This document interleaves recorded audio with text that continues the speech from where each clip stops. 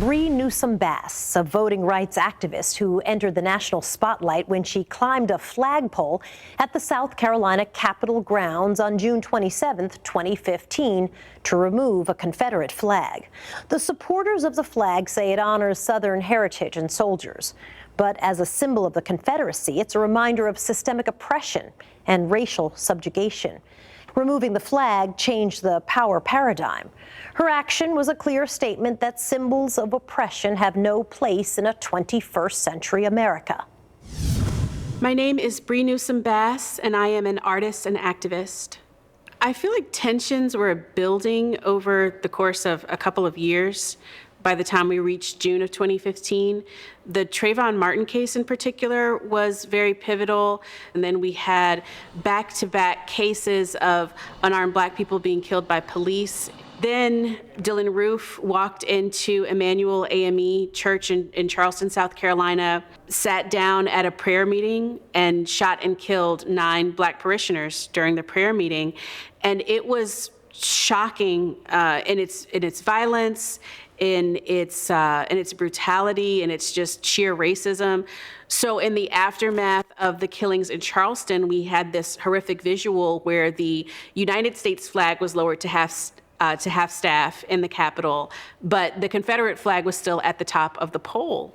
And so when I had the opportunity to collaborate with other activists on a way to take the flag down, I said, yes, this is something I definitely want to do. Get off the pole. I, for some reason, thought that I would be able to scale the pole in silence. But then, of course, once the police showed up and they were yelling at me to come down, "You come against me with hatred and oppression and violence," I couldn't be silent. And so I, said to them, this is a nonviolent action. I'm prepared to be arrested. But I also started to pray out loud. "My Father, who art in heaven, hallowed be thy name." I was motivated in part by the prayers of my great-great-great-grandmother who was enslaved in South Carolina. I was told about how she prayed for her children to be free. I think every generation has to take responsibility for the time that it holds. I think a lot of times when we talk about things like racism, there's a lot of pointing to the past, but it's not just something that happened in the past. It's something that's happening every day. It's something that is only held up by collective decisions and choices.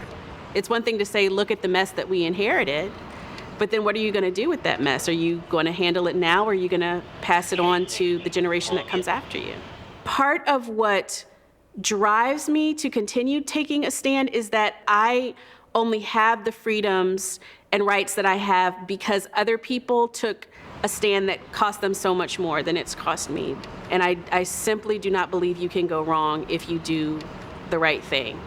In the end, history will redeem you. He maketh me to lie down in green pastures.